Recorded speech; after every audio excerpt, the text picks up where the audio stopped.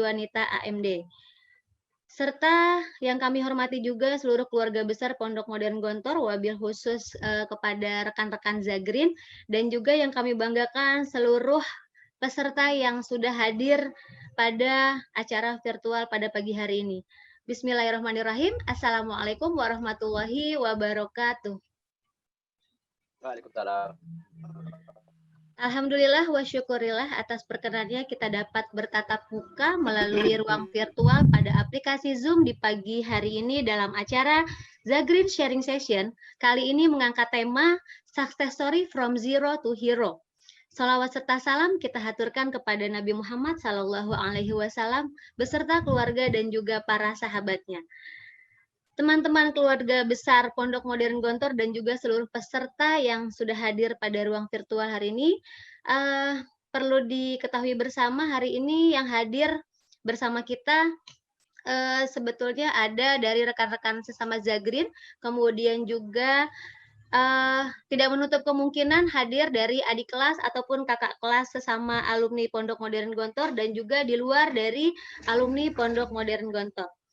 Dan di sini juga telah bergabung bersama kita semua, 3 orang pembicara yang insya Allah sudah siap berbagi pengalaman dan akan sharing tentang trik dan juga tipsnya untuk kita semua bagaimana menjelaskan tentang pencapaian-pencapaian yang sudah dicapai hingga saat ini.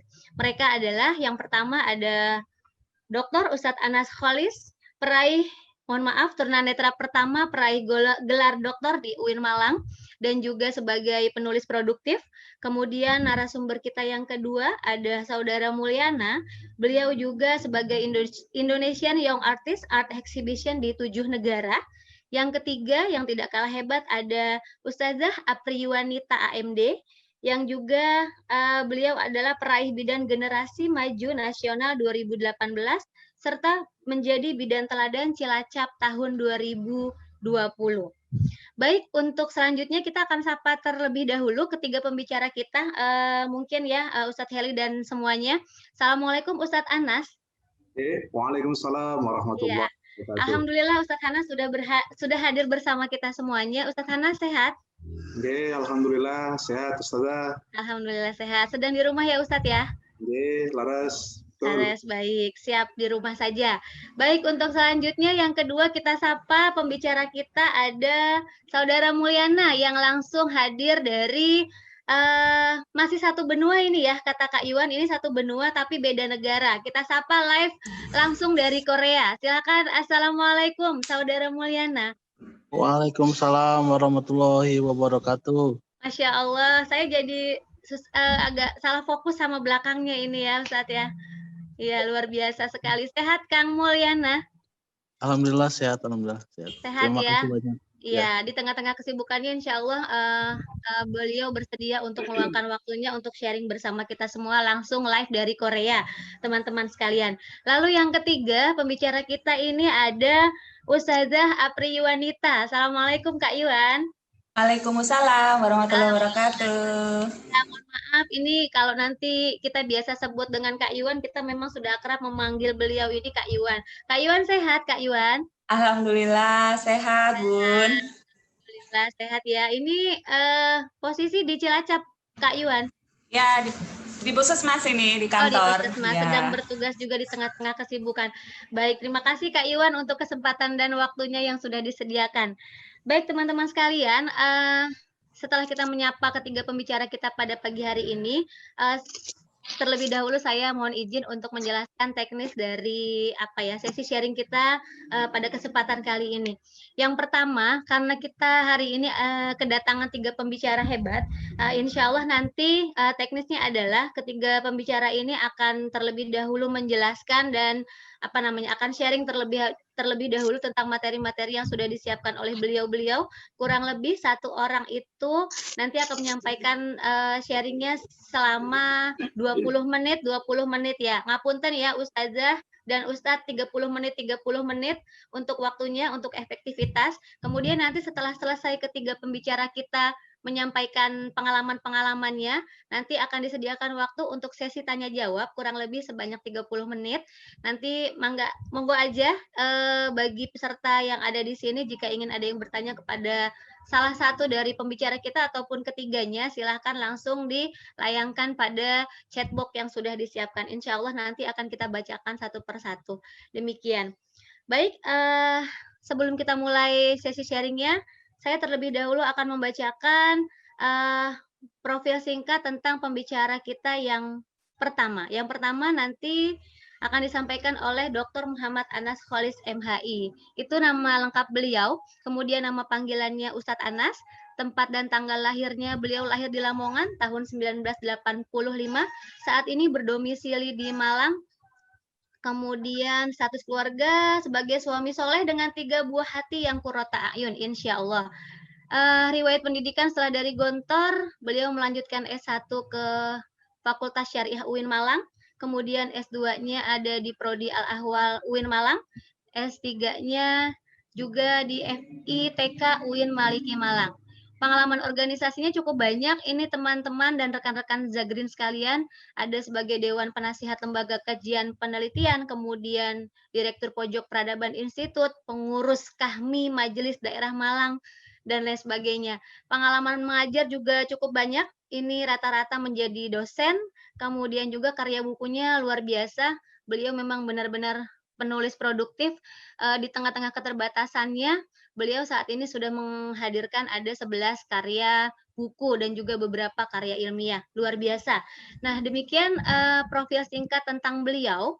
Untuk selanjutnya kita langsung saja persilahkan kepada Ustadz Anas untuk saling berbagi dan berbagi cerita bagaimana pengalaman-pengalaman bisa sampai kepada pencapaian saat ini.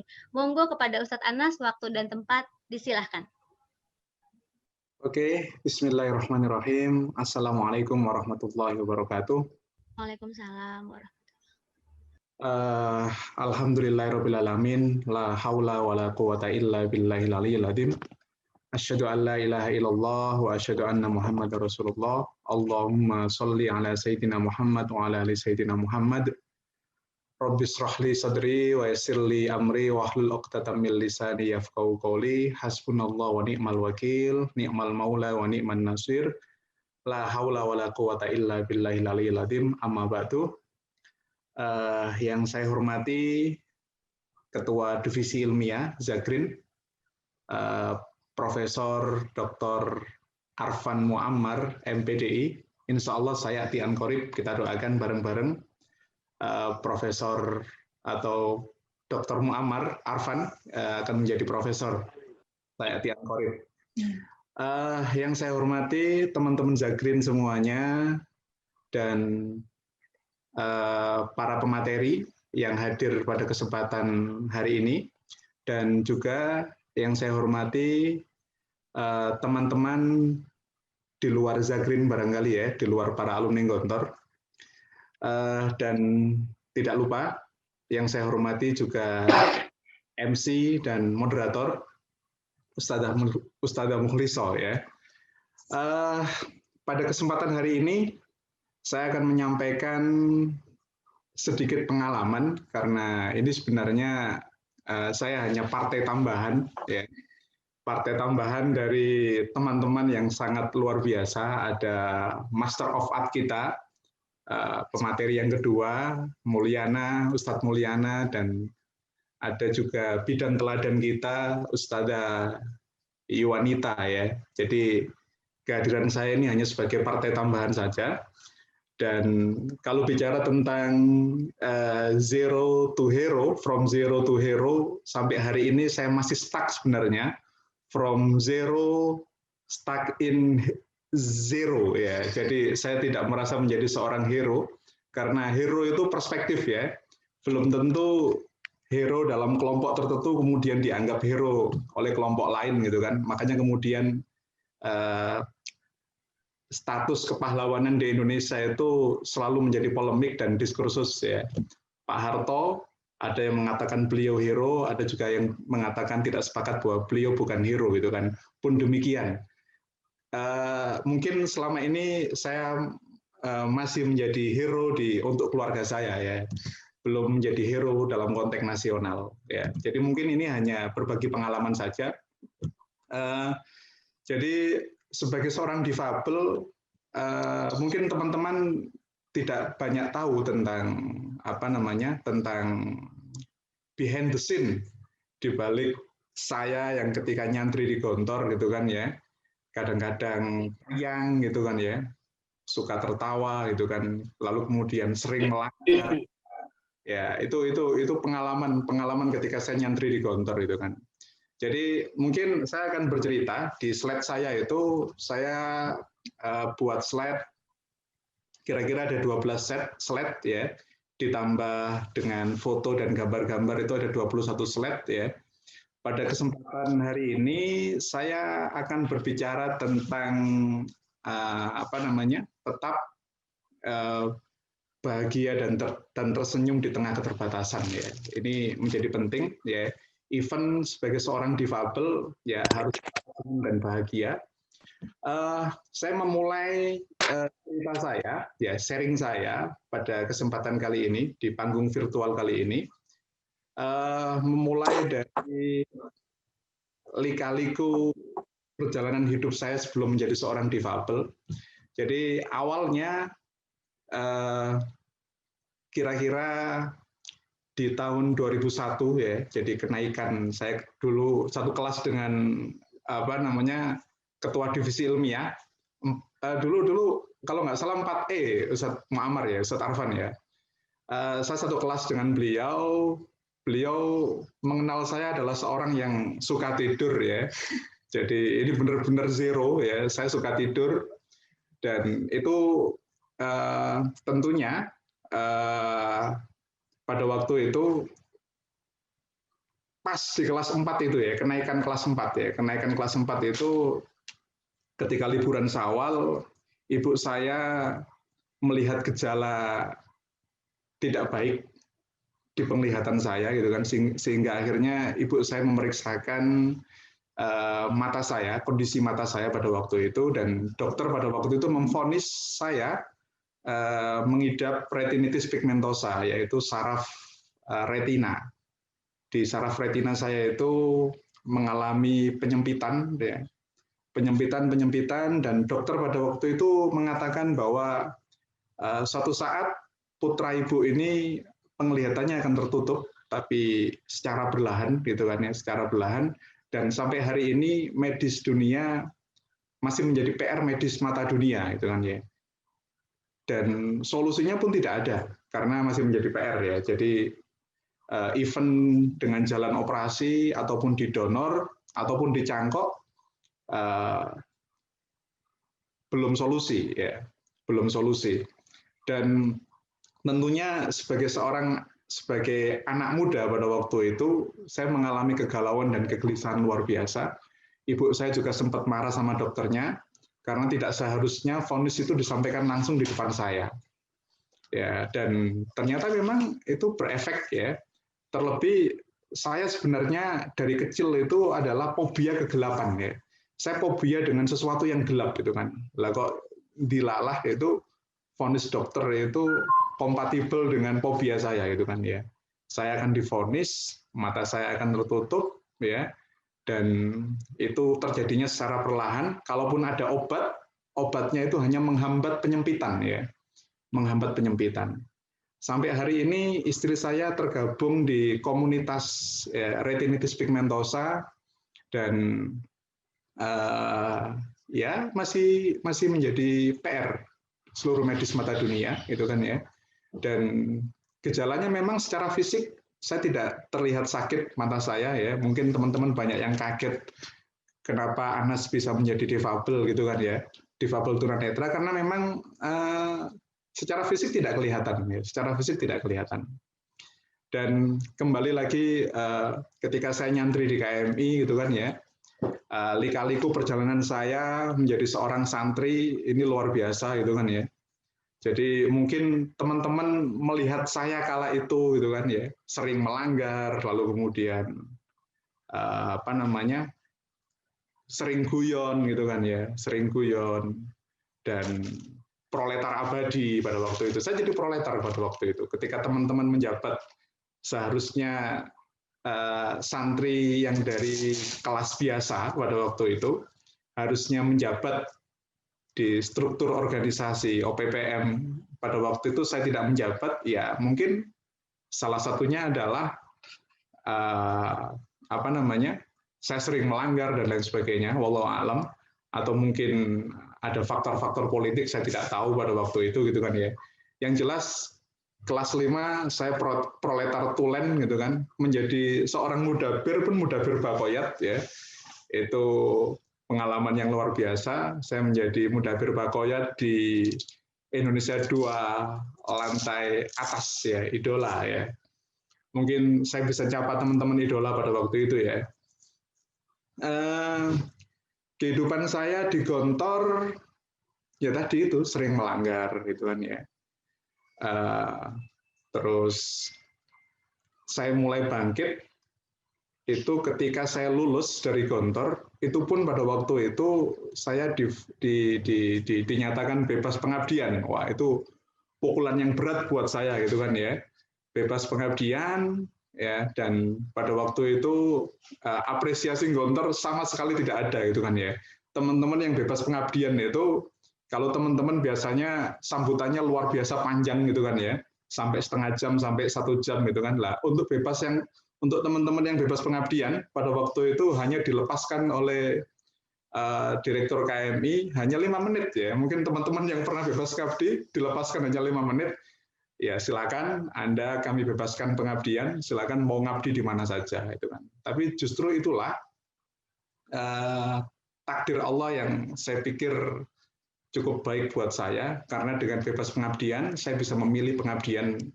Pada waktu itu kebetulan saya memilih pengabdian di Kudus, di Pondok Al-Furqon ya. Di Pondok Al-Furqon Kudus, dan alhamdulillah di situ saya bertemu dengan orang-orang hebat ya. Ada alumni-alumni Gontor senior di situ yang sedang menghafalkan Al-Qur'an. Benar-benar mereka from zero to hero gitu kan ya. Ada Ustadz Bagus Purnomo, ada Ustadz Pranggono dan lain sebagainya di situ. Saya banyak belajar dengan beliau, dan beliau cukup menginspirasi buat saya gitu kan ya. Dan Kudus ini menjadi pelabuhan pertama saya. Artinya saya harus bangkit dari keterpurukan saya gitu kan ya, bangkit dari keterpurukan saya. Dengan cara apa? Pada waktu itu saya memilih, sebelum mata saya tertutup, saya harus meninggalkan jejak sejarah. Jejak sejarah itu apa gitu kan ya? Jejak sejarah saya adalah salah satunya adalah saya ingin hafal Al-Qur'an pada waktu itu. Ya, dengan memilih Kudus sebagai pelabuhan saya pada waktu itu, pelabuhan pengabdian saya. Ketika saya menghafal di Kudus selama 8 bulan, nampaknya berat menghafal Al-Qur'an. Yang mana kemudian teman-teman mengikuti ya, teman-teman Zagrin pada waktu itu yang mau ke Mesir, transitnya di Al-Furqon. Ya, saya adalah teman-teman Zagrin yang pertama di Al-Furqon pada waktu itu. Lalu datang Ketua Zagrin, ada Fajri, ada Ricardo, ada Ustadz Soleh, dan lain sebagainya, banyak sekali. Mungkin hadir hari ini ya. Pada waktu itu saya memilih untuk menghafal Al-Qur'an, dan ternyata berat menghafal Al-Qur'an itu. Saya pada waktu itu berpikir gitu kan ya, bahwa menjadi difabel itu tantangan berat gitu kan. Tantangan berat kenapa gitu kan? Ya karena saya berpikir pada waktu itu ya. Jadi sebelum teknologi berkembang seperti hari ini, pada waktu itu saya berpikir ketika saya menjadi difabel, masa nanti saya ketika baca Al-Qur'an harus pakai braille, Quran braille. Ini berat bagi saya itu kan. Bahkan ketika baca buku, masa saya harus baca buku pakai braille. Itu pukulan berat sebenarnya bagi saya itu kan. Sehingga pada waktu itu saya memutuskan untuk menghafal Al-Qur'an, tapi berat, tapi tidak berhasil gitu kan. Saya hanya dapat ya berapa 7 juz mungkin ya. Itu pun hari ini hilang semua, tinggal berapa juz itu paling ya yang melekat di kepala saya. Dan saya harus terima kasih kepada Abba Basir sebagai Kiai Al-Furqon pada waktu itu yang meluruskan bacaan Quran saya gitu kan ya. Sebelum saya tertutup, beliau meluruskan bacaan Quran saya, dan saya harus ditaskih selama 30 hari ya. Al-Fatihah nggak lulus gitu kan ya. Oke, next perjalanan saya berikutnya setelah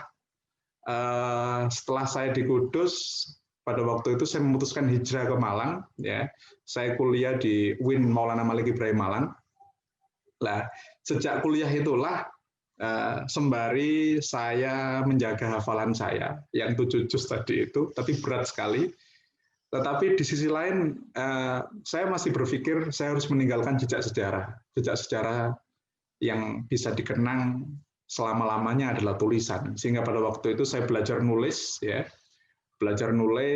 mulai dari nulis buletin sampai kemudian artikel, sampai kemudian saya menulis buku dengan para dosen-dosen, walaupun pada waktu itu masih menjadi tim di balik layar, itu kan ya, menjadi tim di balik layar. Dan ketika S1 saya aktif di kajian-kajian di berbagai organisasi, dari organisasi yang nasionalis, saya dulu aktif di GMNI, saya juga aktif di HMI, gitu kan ya. Terus saya juga aktif di beberapa limited group, gitu kan ya, yang itu sesungguhnya menjadi kawacondro di muka saya. Kawacondro di muka saya untuk belajar menulis, ya, mengupgrade pengetahuan saya pada waktu itu, dan alhamdulillah sebagai buah dari itu semua, ketika 2009, sebenarnya ini bukan awal saya menjadi cum laude, ya. Saya sejak S1 saya sudah menjadi wisudawan terbaik, gitu kan ya. Tapi biasa saja. Bagaimana tidak menjadi wisudawan terbaik, gitu kan ya. Beberapa dosen itu saya bantu penelitiannya, gitu kan. Saya dekat dengan beliau, saya sering duduk bareng, diskusi bareng dengan beliau. Jadi wajar kalau seandainya menjadi wisudawan terbaik, dan itu bukan prestasi bagi saya karena itu saya raih dengan ringan sekali. Even pada waktu itu jatah-jatah libur saya ambil semua. Biasanya kalau mahasiswa itu kan punya jatah tidak masuk 4 kali, ya, dan itu saya ambil semua, 4 kali untuk demonstrasi dan lain sebagainya, itu kan ya, 4 kali untuk dunia aktivisme, itu kan ya. Saya terlibat aktif, ya, menjadi aktivis dan akademisi kala itu. Lalu di tahun 2009 saya lulus dari UIN Malang, dari Fakultas Syariah. Pada kesempatan yang sama, sebelum saya lulus, cinta saya berlabuh, ya, kepada seorang wanita yang soleha dan cantik sekali.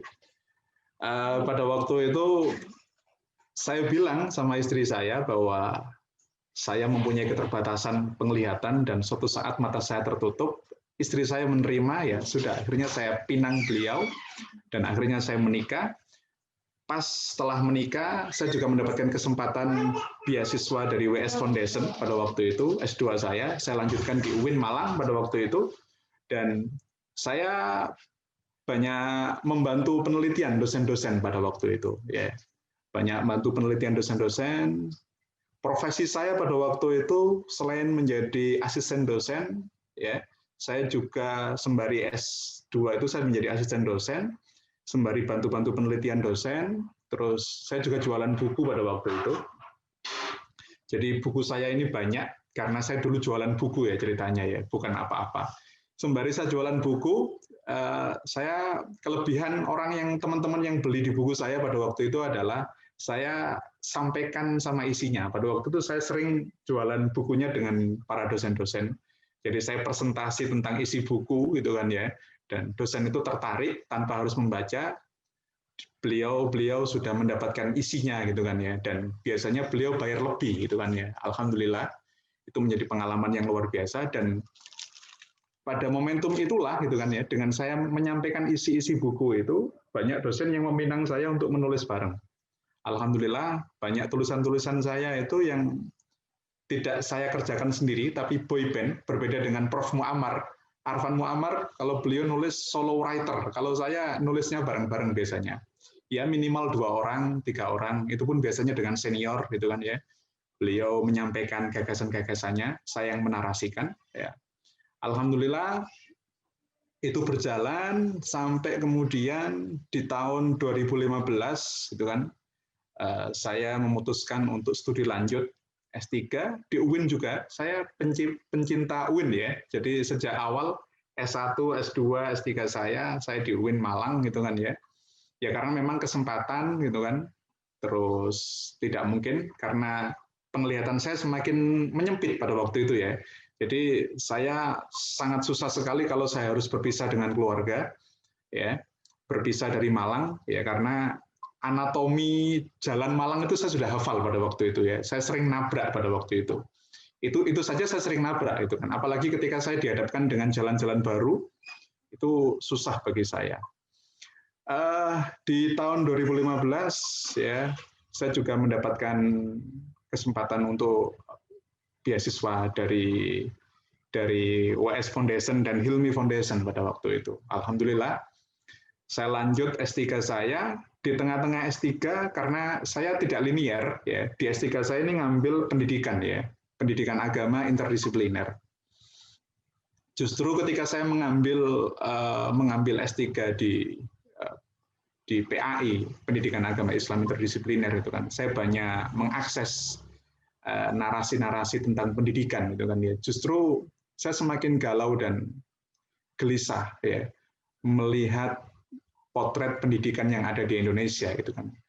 Saya melihat kampus hanya menjadi menara gading ya, menara gading di tengah kemiskinan struktural dan kultural ya, di tengah kebodohan, bukan hanya kemiskinan struktural dan kultural, tapi di tengah kebodohan struktural itu kan ya. Saya melihat bahwa Malang misalnya itu kan ya, yang menjadi kota pendidikan pada waktu itu, ternyata ketika saya survei di daerah-daerah Malang itu banyak mereka yang tidak mampu mengakses perguruan tinggi itu kan ya. Itu saya pikir potret itu terjadi di Jakarta, potret itu juga terjadi di Surabaya, di kota-kota besar gitu kan. Kalau Anda lihat pribuminya, penduduk aslinya itu kebanyakan mereka tidak mampu mengakses perguruan tinggi. Yang mampu mengakses perguruan tinggi adalah mereka yang para pendatang ya, termasuk saya dan lain sebagainya itu kan ya. Dan para pribumi semakin tereliminasi, teralienasi, terpinggirkan gitu kan ya. Dan mereka lulusan SD, lulusan SMP, syukur-syukur lulusan SMA, bisa kuliah pun tidak semuanya, hanya sedikit sekali mereka yang bisa kuliah gitu kan ya.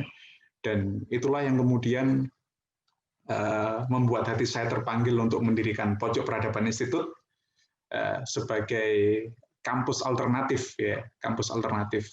Dulu ketika saya mendirikan Pojok Peradaban Institute, saya berpikir ya ini sebelum saya menjadi difabel ya. Sebelum saya menjadi difabel, saya berpikir untuk menjadi seorang doktor, untuk menjadi seorang sarjana, untuk menjadi seorang master, sebenarnya tidak perlu kuliah gitu kan ya. Cukup kita berikan semacam forum-forum akademik ya, yang kualitasnya sama dengan ketika saya S1. Jadi saya tuh punya pengalaman bahwa ketika saya di S1, di S2, di S3, kok hanya seperti ini ya, materi pendidikan yang saya dapatkan gitu kan ya. Dan sebenarnya tidak harus bayar mahal ya. Saya bisa ya menggantikan posisi para dosen menyampaikan materi-materi dari A sampai Z itu di kelas S2, S3 gitu kan ya. Dan itu saya cloning ya. Bagaimana pengalaman saya S1, S2, S3 saya cloning di Pojok Peradaban dalam rangka apa? Dalam rangka mengupgrade intelektualitas mereka, even mereka S1 tapi rasa S3. Itu Pojok Peradaban. Even mereka tidak kuliah, tapi kita sediakan fasilitas-fasilitas yang bisa mengupgrade intelektualitas dan pengetahuan mereka. Oke, teman-teman Zagrin dan pemirsa virtual yang saya hormati, itu perjalanan, lika-liku perjalanan hidup saya. Dan yang terakhir kemarin Prof. Muammar menyuruh saya untuk memberikan semacam kira-kira apa yang menjadikan saya sebagai seorang difabel tetap tersenyum, tetap bahagia, tidak ada kesedihan sedikit pun ya. Saya dulu mengira gitu kan ya, sebelum menjadi difabel, saya mengira bahwa menjadi difabel itu suram, lalu kemudian sedih gitu kan ya. Ternyata tidak. Ketika mata saya tertutup, penglihatan saya tertutup gitu kan, kebahagiaan saya justru semakin mendalam ya. Kebahagiaan saya justru semakin mendalam ya. Kenapa gitu kan ya? Ya, salah satunya di slide saya yang saya kasih heading judul apa namanya? Bahan bakar teologis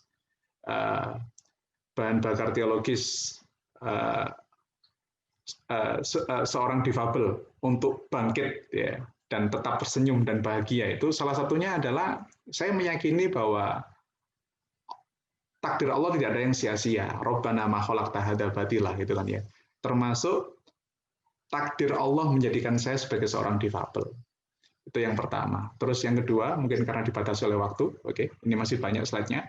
Yang kedua adalah saya baca Al-Quran itu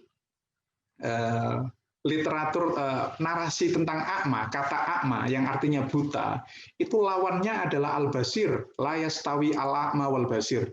Bukan la yastawi al-a'ma al-basor. Ya. Al-basir itu berarti adalah bukan mata fisik. Kalau al-basor itu mata fisik, kalau al-basir itu adalah mata hati.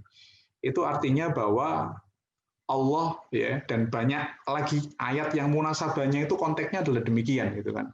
Summum bukmun umyun itu pun umyun sesungguhnya mereka yang mata hatinya tertutup. Khotamallahu ala qulubihim, bukan mata hati, bukan mata fisiknya yang tertutup itu kan ya. Dan itu semakin menjadikan saya bahagia bahwa saya a'ma, tapi mudah-mudahan saya yang a'ma itu bukan basiro saya, tapi basoro saya.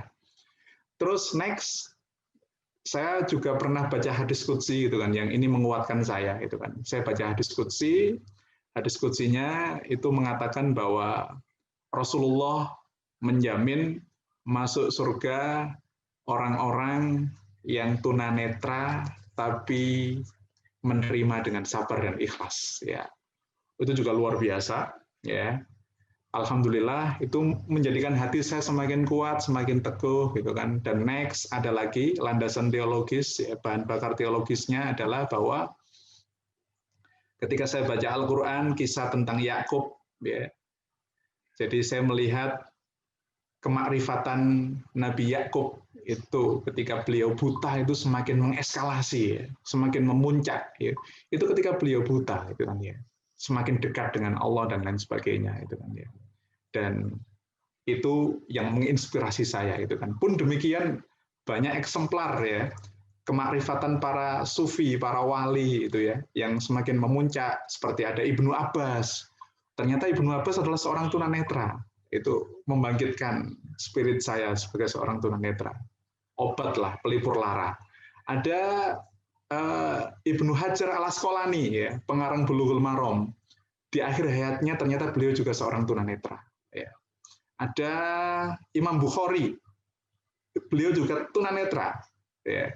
Siapa yang tidak kenal dengan Imam Bukhari? Walaupun Imam Bukhari didoakan sama ibunya dan akhirnya sembuh gitu kan ya. Dulu kisah itu juga disampaikan sama ibu saya. Tapi alhamdulillah saya bersyukur dengan posisi saya hari ini.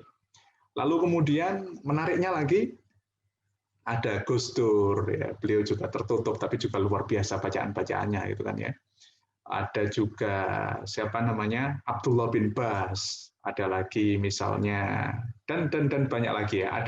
Ada Syekh Al-Haddad ya, Sohibur Rotib ya. Beliau juga matanya tidak kelihatan ya, penglihatannya tidak kelihatan. Lalu kemudian selain itu dalam tradisi sufi ya, ini yang kemudian menjadi bahan bakar teologi saya. Dalam tradisi sufi Nabi Muhammad itu dulu hampir semua nabi itu punya kebiasaan uzlah. Kebiasaan khalwat ya. Tahannus ya. Itu dalam rangka apa? Dalam rangka memenjarakan indera penglihatan dan indera pendengarannya, ya, memenjarakan. Nabi Yusuf itu memilih, ya, pada waktu itu Nabi Yusuf dihadapkan dengan perempuan-perempuan yang sangat cantik pada waktu itu, ya. Walaqad hammat bihi wa hamma biha. Kalau salah saya direvisi ya, para hafid di sini mungkin ya. Lalu kemudian penjara itu lebih baik bagi saya, kata Yusuf itu kan, ketimbang mata saya harus dihadapkan dengan dosa-dosa visual itu kan ya. Lah, itu lagi alhamdulillah Jadi banyak tradisi para nabi dulu ya, para sufi, para wali itu memilih untuk menyendiri tahanus itu dalam rangka memenjarakan penglihatan fisiknya, memenjarakan pendengaran fisiknya itu kan ya.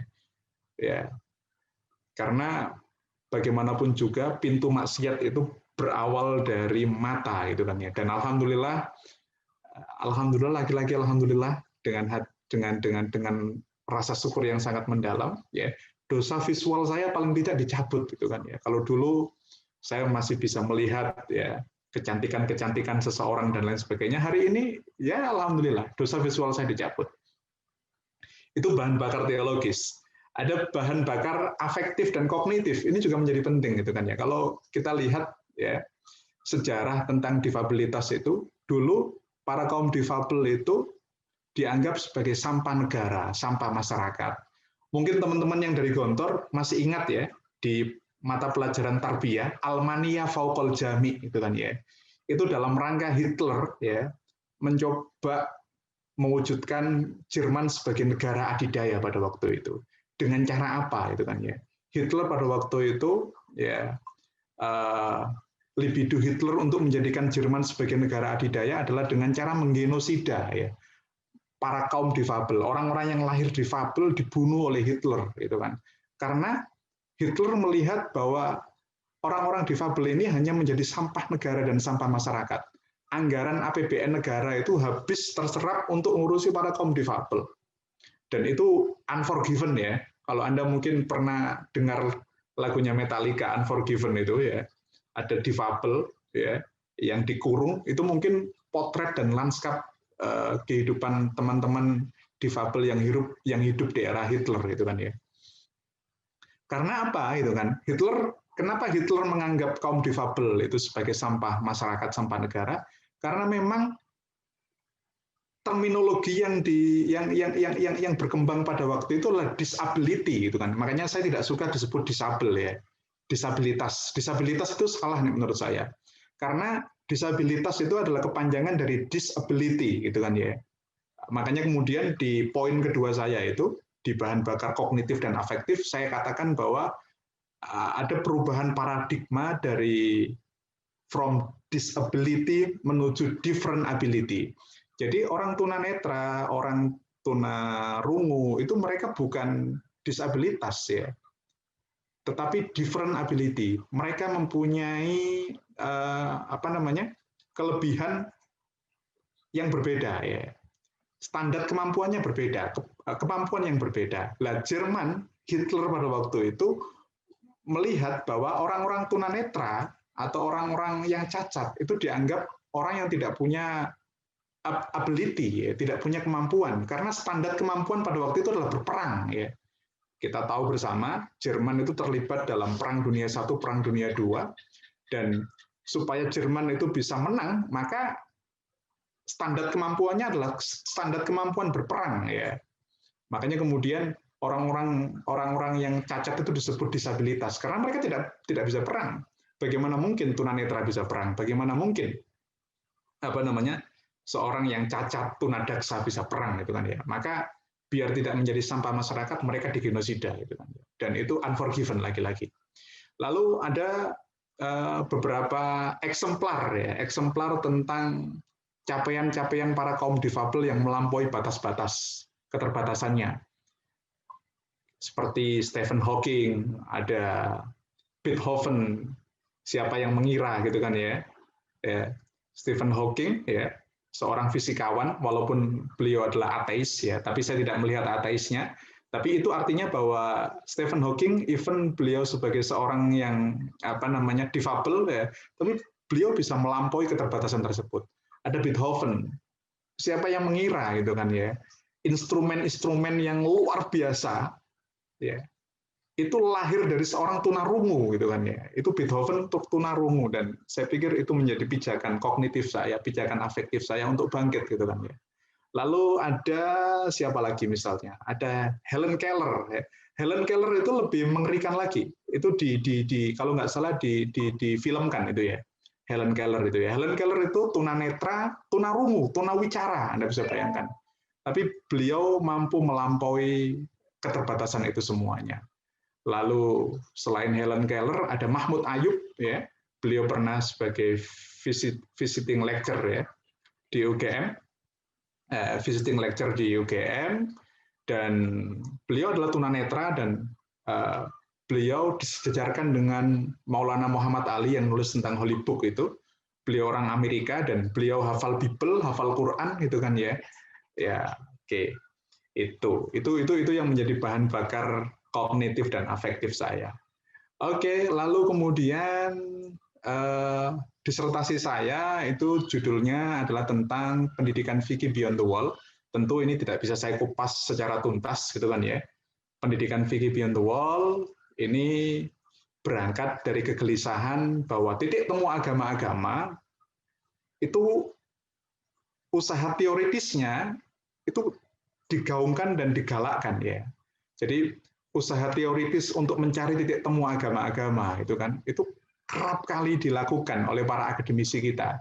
Bahkan misalnya pluralisme, multikulturalisme yang itu dijadikan sebagai yang biasanya dijadikan sebagai optik teoritis untuk menyikapi keragaman, itu pun hanya landing untuk menyikapi keragaman agama dan keragaman budaya, gitu kan. Tidak pernah landing untuk menyikapi keragaman fikih, gitu kan ya. Dan keragaman fikih dalam konteks Indonesia itu terfragmentasi dalam NO, Ormas Muhammadiyah, lalu kemudian ada HTI, ada Salafi dan lain sebagainya. Dan saya melihat bahwa pendidikan fikih di Gontor itu merupakan solusi alternatif ya dalam rangka menyulam keragaman tersebut itu kan ya, dalam rangka menyulam keragaman tersebut. Kenapa saya katakan pendidikan fikih di Gontor itu berhasil menyulam keragaman ya? Kita tahu bersama bahwa di Gontor itu biasa sekali ya. Orang NO, santri NO diimami sama santri Muhammadiyah itu biasa sekali, sangat biasa. Bahkan santri NO diimami santri Muhammadiyah, santri Salafi diimami dengan santri Salaf ya, Salafi ya, diimami dengan santri NO itu biasa. Dan tidak ada instruksi ataupun kritik ya, makmumnya kritik kamu bid'ah dan lain sebagainya ya. Ini tidak ada dalam ajaran Nabi Muhammad dan lain sebagainya, tidak ada. Saya pikir Gontor telah menjadi lab ya, dia menjadi lab kebinekaan fikih ya. Dan itu penting untuk dipromosikan dan didiseminasikan dalam konteks kehidupan pendidikan fikih di Indonesia yang ukhuwah Islamiyahnya itu masih terfragmentasi dalam ukhuwah Islamiyah, ukhuwah Nahdiyah, ya, ukhuwah Salafiyah. Oke, itu saja yang bisa saya sampaikan kepada Anda semuanya. Saya mohon maaf. Kurang lebihnya, wabillahi taufiq wal hidayah, wallahu muwaffiq ila aqwamit thoriq. Assalamualaikum warahmatullahi wabarakatuh. Saya kembalikan kepada Ibu Moderator, Ustadzah Mukhlisah.